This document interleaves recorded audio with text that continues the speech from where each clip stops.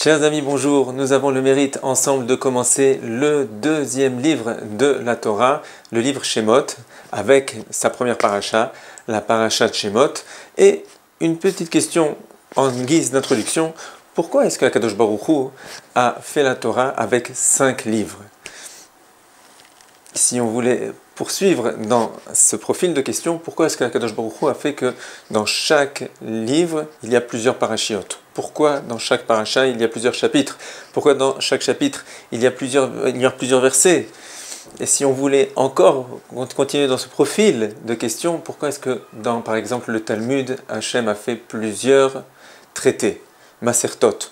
Pourquoi est-ce que dans chaque Masechet, il y a plusieurs chapitres? Pourquoi dans chaque chapitre, il y a plusieurs Mishnayot? Pourquoi dans chaque Mishnah, il y a plusieurs sujets, plusieurs sugyot? Et ainsi de suite, ainsi de suite.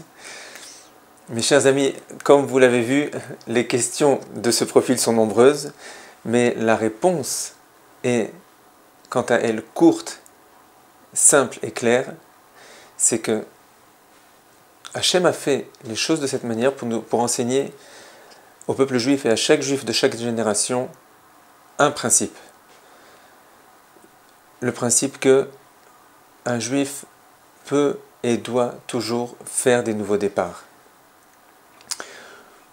Dans le sens qu'il peut faire toujours un nouveau départ, ça veut dire que Hachem a mis dans ce monde la force de se renouveler, de réussir des nouveaux départs.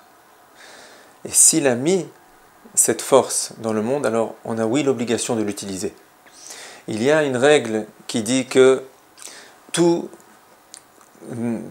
se déroule en fonction de comment on a commencé les choses. Tout dépend du commencement. Oui. Alors, il y a des sources dans les paroles de nos sages à cette règle. Elle est vraie. Mais on peut comprendre qu'elle amène un peu de désespoir. Ça veut dire si quelqu'un voit qu'il n'a pas très bien commencé un travail, un service d'Hachem, alors quoi, ça y est, c'est fini, tout va mal se passer. Alors vient le deuxième principe que nous avons évoqué, et celui-là est encore plus important que le premier. C'est lequel? C'est celui que, certes, tout dépend du départ, mais on peut toujours faire un nouveau départ. Et ainsi, mes chers amis, on est à quelques mois du début de l'année. Si certains d'entre nous avaient pensé prendre des bonnes résolutions, et ils les ont commencées, mais ils ont chuté, alors c'est le moment de faire un nouveau départ. Si quelqu'un avait pensé mettre les téphilines chaque jour, et qu'il a commencé, et que, entre-temps, ça s'est arrêté, alors voilà, maintenant on apprend du fait qu'on commence le deuxième livre de la Torah, le Chumash Shemot, on apprend que Hachem nous donne les forces, nous donne la possibilité de faire des nouveaux départs, mais dans ce monde, la force de réussir des nouveaux départs, alors chacun peut penser à ce à quoi il a envie de faire un nouveau départ. Mes chers amis, le premier verset de la paracha de Shemot, nous dit les mots suivants. Ve'ele Shemot Bnei Israël abayim Mitzrayma. Nos sages posent une question simple. Il n'y a pas écrit « Voici les Béné Israël qui sont descendus en Égypte ».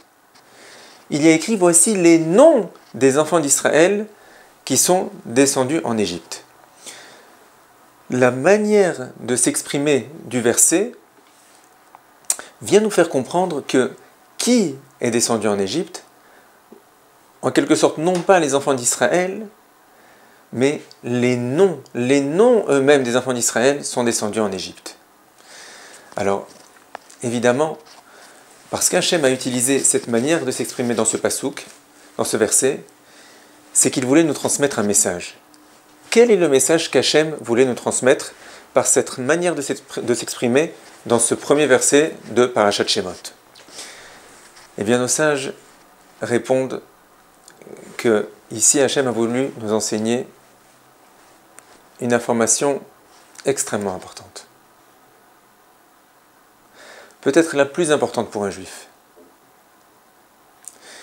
C'est que comment est-ce que un juif tombe, descend dans son exil personnel, dans son Égypte personnelle, c'est lorsqu'il laisse tomber et descendre avant tout son nom en exil.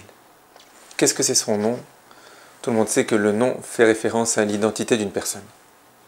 Si un juif laisse tomber, descendre son identité en exil, alors immédiatement lui-même et ses actions tomberont en exil. Qu'est-ce que ça veut dire?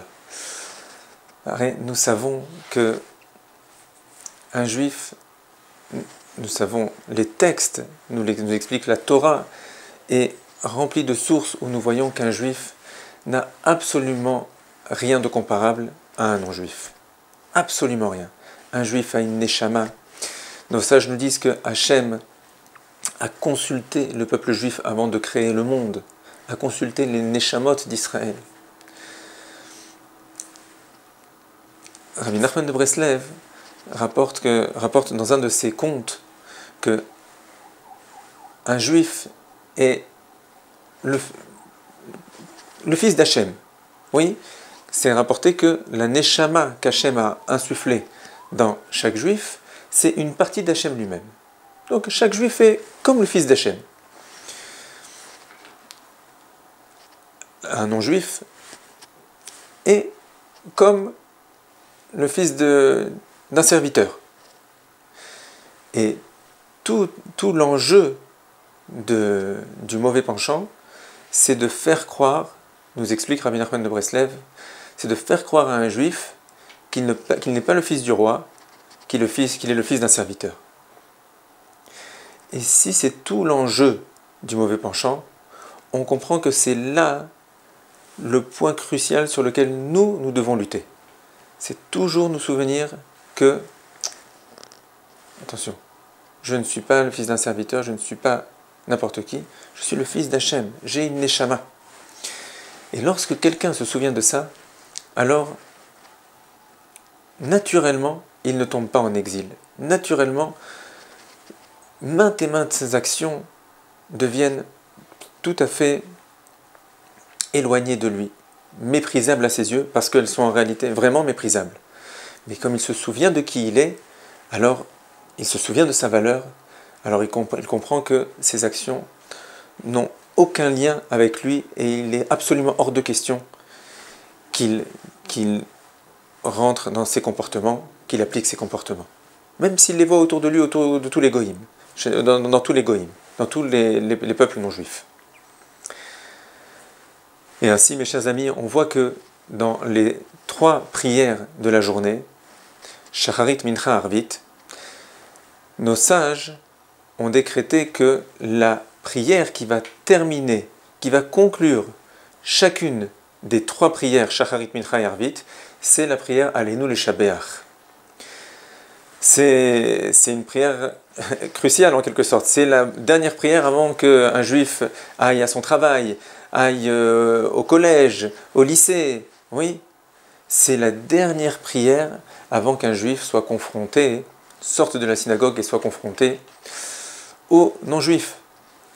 Eh bien, regardez l'introduction de cette prière, Aleinu Leshabeach, et là-bas, elle est faite de 2 informations principales. Elle décrit la chance que nous avons d'être juifs et combien nous avons de la chance d'être juifs. Et elle décrit aussi combien nous sommes différents et nous n'avons absolument aucun lien dans notre identité avec les non-juifs.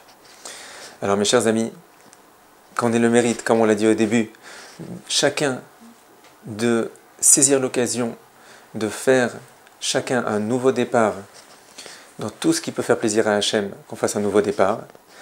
Et mes chers amis aussi, qu'on ait le mérite de toujours se souvenir quelle est notre identité, que nous sommes chacun le fils d'Hachem, chacune la fille d'Hachem, et que par cela, jamais nous ne tombions en exil.